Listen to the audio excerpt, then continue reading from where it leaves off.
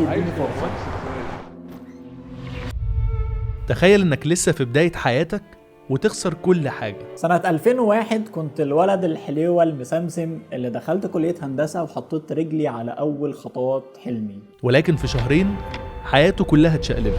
المهندس علاء النادي عانى كتير جدا في الدراسة وفي الشغل. صحيت من النوم على خبر إن صاحب الأنتيم عمل حادثة وهو رايح الجامعة وتوفاه الله. بعدها بشهر أنا عملت حادثة وخرجت من المستشفى على كرسي متحرك. ولكن الموضوع ما وقفش لحد هنا. تاني يوم روحت من المستشفى توفت والدتي رحمة الله عليها، ودي بقى كانت الستارة السوداء الحقيقية اللي نزلت على حياتي. عيط على والدتي اللي توفاها الله في أشد فترة أنا محتاجها ليها، أو على صاحبي اللي توفاه الله وما بقتش عارف أعمل إيه في حياتي.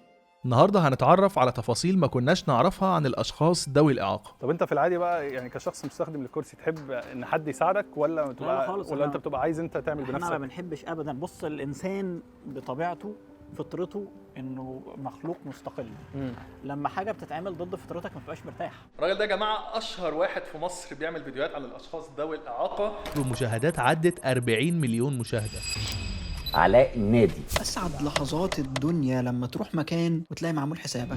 لما كنت بسافر بره فكان بيستفزني شويه حاجات من التجهيزات، فكنت بصور وبرفع على السوشيال ميديا، فكان دايما الردود اللي بتجيلي من الناس المتابعين: انت بتنقل لنا حاجات من بره لا يمكن هتبقى موجوده عندنا، والوضع صعب جدا في مصر. وانا عارف ان الوضع صعب جدا، الوضع عمره ما كان وردي هنا. البنيه التحتيه صعب جدا ان احنا نتعامل عليها، المواصلات العامه غير مجهزه، فاي شخص على كرسي متحرك في بيئه زي مصر صعب جدا انه يتحرك ويتعامل في انشطه الحياه اليوميه زي باقي الناس. دلوقتي احنا داخلين على مول مصر. مول مصر يعني هو ايه؟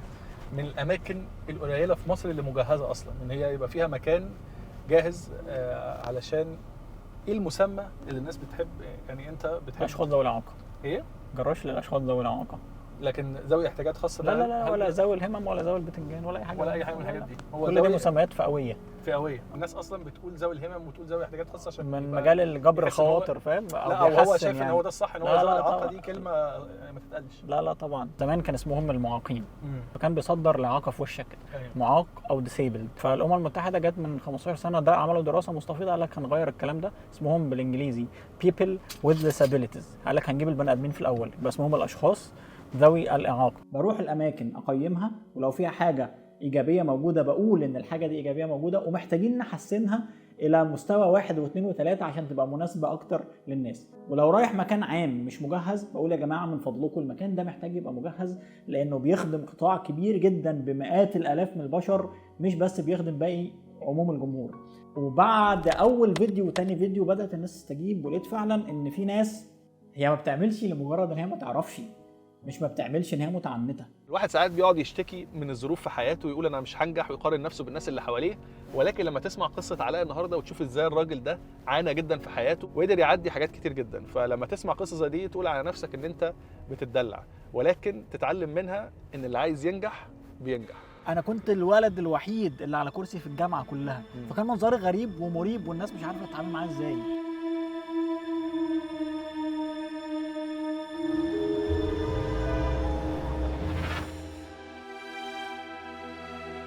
تقدر تنجح في مصر وانت على كرسي متحرك؟ هندسه، هلا هلا، ايه الاخبار؟ حبيبي ازيك؟ كله تمام؟ الحمد لله تمام. عايزين ناخد رحله بالزمن.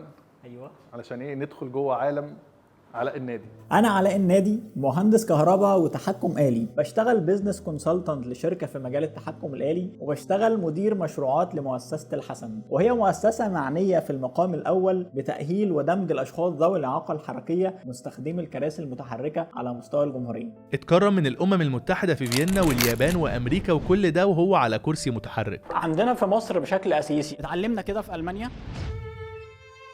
مصر فيها 15 مليون شخص من ذوي الإعاقة بشكل عام، وأكتر من 2 مليون شخص بيستخدموا كرسي متحرك. انتوا متخيلين الرقم ده كبير قد ايه؟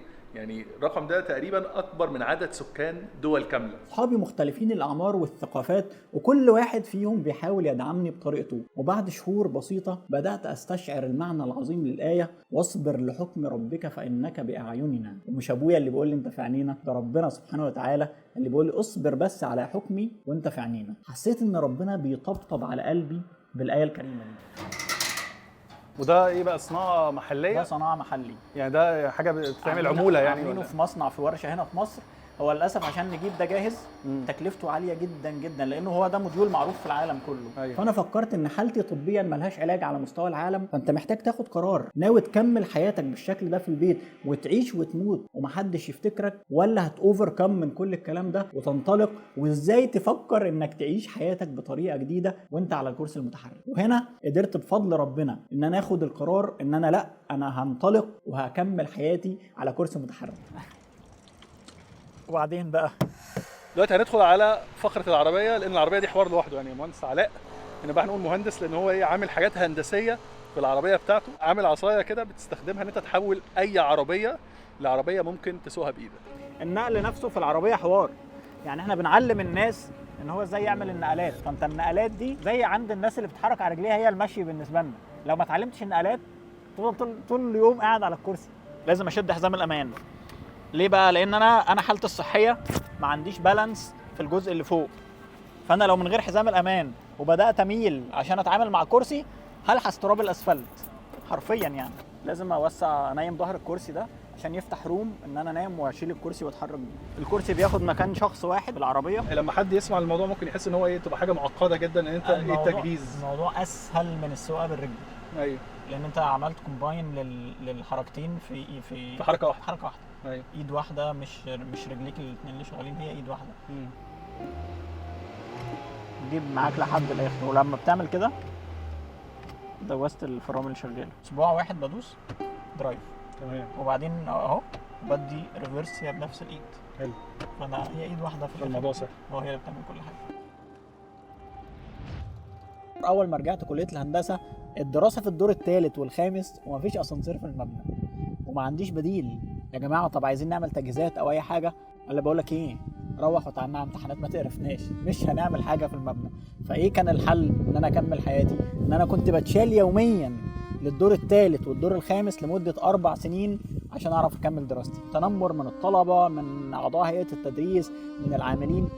الناس اول مره تشوف حد على كرسي ومصر انه يكمل دراسته، الناس مش عارفه تعمل ايه، واللي عارف يعمل ايه ما عندوش اي طريقه يساعد بيها. من الحاجات المؤلمه جدا في الفتره دي ان انا كنت بضطر ان انا اصوم عن الاكل والشرب من 8 ل 5 لان مفيش حمام مجهز اعرف استعمله وانا في الكليه. كل تجربة صعبة علاء مر بيها في حياته كانت دافع ليه انه يلاقي حلول بشكل مستمر ويزود الوعي عن الاشخاص ذوي الاعاقة. النظام ده انت مصنعه برضو هنا ولا انا ايه؟ مصنعه عندي في الورشه. يعني ده هو نفس النظام اللي بيتباع بره مثلا او بيجي في عربيات ولا بره؟ يعني في مصر مش موجود. اللي موجود الجهاز اللي بيركب هنا اللي معمول في الورش في مصر، مزعج جدا وبيضيق الروم على رجليك. فشفت بره لقيت ان في نوعيه شبه كده بتتباع كان في سويسرا، كان ثمنه سنه 2009 حوالي 12000 جنيه. وده اللي استفزني ان انا اصنعه. فرامل بنزين يعني امان الامان. يعني ده لف معايا في عربيات ولف معايا الجمهوريه بالكامل. ايوه، فاهم، من دهب حتى هناك مرسى مطروح. انت ما شاء الله بتلف جامد. كل ما اكلمه مره يقول لي انا في المانيا، مره انا في الاقصر، مره انا مش عارف فين. يعني راجل ترافلر. دي حقيقه.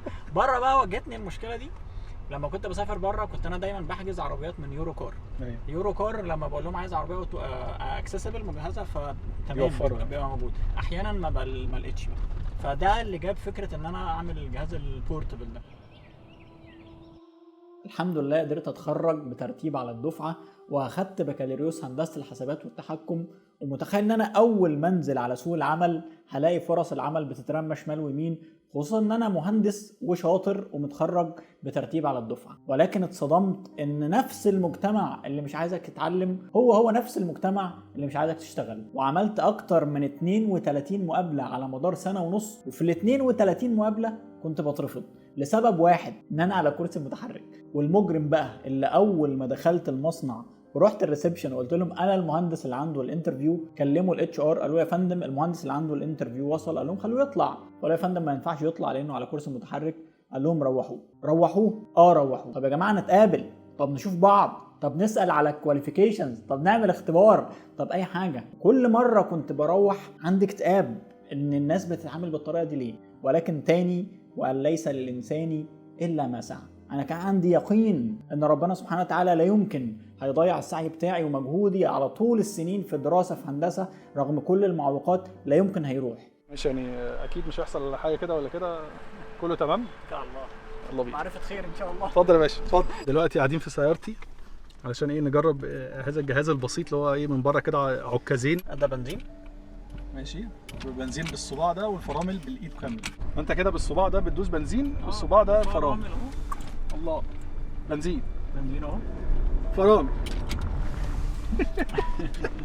اختبار سواقه. بس الحمد لله على السلامه. وجت بارقة الأمل، شركة عايزة مهندسين، رحت عملت الانترفيو. صاحب الشركة أول ما شافني عشان يرفع عني الحرج قال لي حبيبي أنا بص مش فارق معايا أنت جاي على كرسي ولا جاي زحف على بطنك ولا جاي ماشي على عكاز، أنا بدور على مهندس شاطر، لو أنت تجاوزت الاختبار هتشتغل، ما تجاوزتش الاختبار بتروح. قلت له بس كده، أنا محتاج حد يديني فرصة. عملت اختبار الشغلانة، تجاوزته، خدت فرصة ان انا اشتغل ونزلت الشركة، وخلال 7 سنين بذلت كل طاقتي ان انا اثبت نفسي واتعلم واشتغل بقدر المستطاع. ومع الوقت قدرت اثبت نفسي في الشركة، وطلعت من مهندس دعم فني لمدير الدعم الفني واللوجيستكس، بعدها مهندس مشروعات، وبعدين مدير المشروعات، وفي السنة ال7 كنت نائب المدير العام وليا توقيعات على حسابات الشركة في كل البنوك. وبعد ما كنت بطرد من على ابواب المصانع والشركات بقيت معروف في السوق بالاسم، وبطلب عشان احل مشكلات لشركات كبيرة جوه وبره مصر. حاجات الظريفة جدا ان الرام بيتعمل عليه حاجز او لوحة ارشادية او اي حاجة. هنا الناس عند المسجد حاطين الحواجز دي عشان يمنعوا اي عربية ان هي تركن هنا. طبعا هو المفروض ان الحواجز دي ما تكونش موجوده، لان الطبيعي الناس لما تشوف رامب فموجود في اي حته سواء مسجد بقى او اي حاجه المفروض انت ما بتركنش عند الرامب. بس في ناس كتير مش عارفه اصلا يعني ايه رامب. يعني ايه رامب. في ناس بتقول ان دي زحليقة. في الوقت ده بدأت أفكر إن أنا أطلع أفتح البيزنس بتاعي، وفي نفس الوقت ده اتخبطت في واحدة من المؤسسات اللي شغالة في مجال التنمية اللي بتدعم وتأهل الأشخاص ذوي الإعاقة الحركية اللي على كراسي زيي. عرضوا عليا إن أنا أشتغل معاهم في المؤسسة، وإن إحنا نبدأ فكرة لتطوير حياة الأشخاص ذوي الإعاقة في مصر. إحنا بنتعامل بالوضع زي ما هو، الدنيا مش وردي، أنت ممكن تروح أماكن كتير جدا في يومك تلاقيها مش مجهزة. احنا النهارده يعني رحنا أماكن كتير صورنا حاجات أصلا هي مجهزة بالظبط، لكن الطبيعي ان 95% من نشاطاتك اليوميه في اماكن مش مجهزه. أيوة. فبتعمل ايه؟ تنط ارصفه، تتشال، تطلع سلالم، لان مفيش بديل. طبعا لو ما عملتش كده لف وروح. احنا كده ايه داخلين على عليكم السلام ورحمه الله وبركاته. الله يكرمك. كله تمام زي الفل. عليك بس الرخصه استاذ علاء محمد مجهزه طبيا. تمام يا باشا، نورت الدنيا يا معلم. ربنا يكرمك، تسلم، شكرا جزيلا. طبعا ده انجاز، ده ده انجاز تاريخي. انجاز تاريخي، يعني ببقى منتشي في المنظر قد ايه سعيد. طبعا ان انت مكانك خدته وحقك وحق الناس كتير قوي عرفت تجيب، والله ما لك الحمد. لا طبعا حاجه رهيبه. طبعا يعني علاء عنده يعني صفحاته على الانستجرام وتيك توك وفيسبوك ويوتيوب وكل حاجه، بس يعني فيديوهات الانستجرام وتيك توك هي المنتشره جامد قوي، وهي دي اللي عرفتني بيه. فده احد انجازات هذه الفيديوهات. الحمد لله. هو الباركنج اللي احنا فيه ده، برغم كل الحواجز اللي محطوطه وكل الكلام ده، ساعات في ناس بتيجي وتصر ان هي عايزه تخش تركن، يقول لهم لا ممنوع، المكان ده مش مخصص لاي حد، ده لذوي الاعاقه. ففي ناس كتير ساعات بتتجادل معاهم، تبقى عايزه تخش كده، هي تقول له يا عم هو المكان فاضي، هو دخلني المكان فاضي. هو فاضي، بس فاضي علشان لما هم يجوا يلاقوا مكان يركن فيه. مفيش كتالوج كان بيقول يا جماعه اللي بيصاب ويبقى على كرسي يعيش حياته ازاي، يتعلم ازاي، مفيش. فانا كنت بجرب وبعافر وانا بلطجي حقوق، ما بسيبش حق ابدا، مش حقي، لو حقي ما بعافر حتى النفس الاخير. انا ببقى سعيد جدا واحنا بنسلم الاطفال كراسي وبنحطهم على اول الطريق انه يعيش حياته بشكل تمام. أيوة. ليه انا بقول لك كده؟ انا تعبت جدا سنه 2006 و7 عشان اجيب اول كرسي اكتف ليا.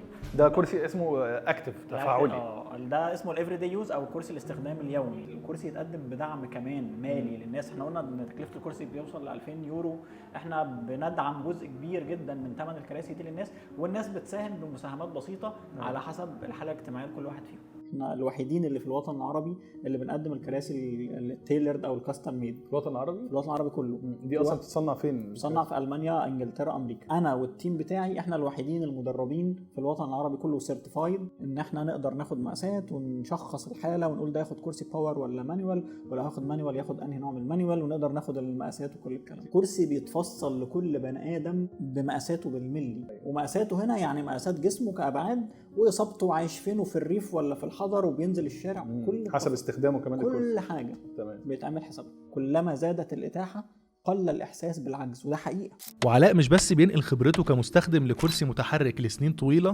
ولكنه أصر يسافر بره عشان يتعلم يعمل كده بأحسن الطرق. فدرست دبلومة في اتفاقية الأمم المتحدة للأشخاص ذوي الإعاقة في اليابان، وأفادتني بشكل غير عادي إن أنا أفهم قوانين وتشريعات وحقوق وتاريخ هيستوري بتاع ديسابيلتي على مستوى العالم عامل إزاي عشان أعرف أعمل إسقاط على ده في مصر. ودرست في أمريكا إدارة المؤسسات والعمل المدني والعمل الغير هادف للربح بيتعمل إزاي. يعني واحده ازاي تدير المؤسسه، وواحده المؤسسه دي تعمل ايه اصلا عشان تفيد الناس.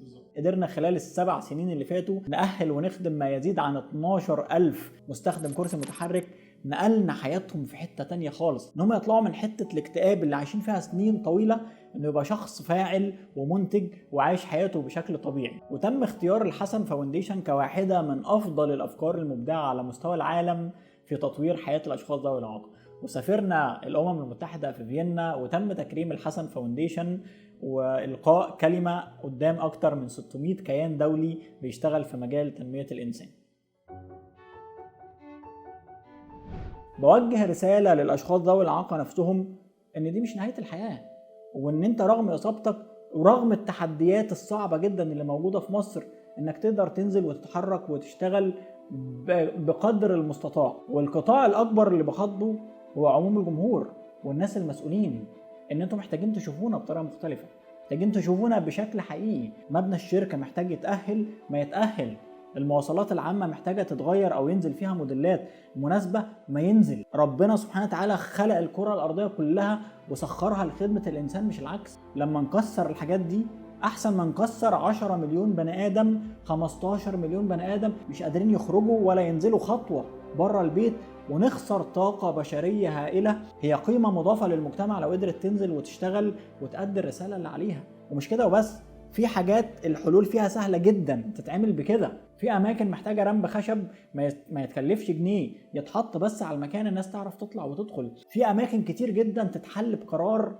من غير ما تكلف ولا نكسر، وفي أماكن محتاجة تتكسر، ولكن على الأقل اللي في متناول إيدينا إن احنا نعرف نعمله ولو بحلول بسيطة وبتكلفة قليلة نعمله. الحل اللي بيتعمل في يوم بيفتح الآفاق لآلاف البشر تاني يوم إن هي تنزل وتتحرك وتعيش حياتها بشكل طبيعي. محتاجين تشوفونا إن احنا أشخاص ذوي إعاقة مش معاقين. كل واحد فينا ليه طريق بيمشي فيه، وأكيد هنقابل تحديات كتير، ولازم نعمل كل اللي نقدر عليه عشان نكون أفضل نسخة من نفسنا، ونكون متأكدين إن كل واحد فينا بطل في قصته.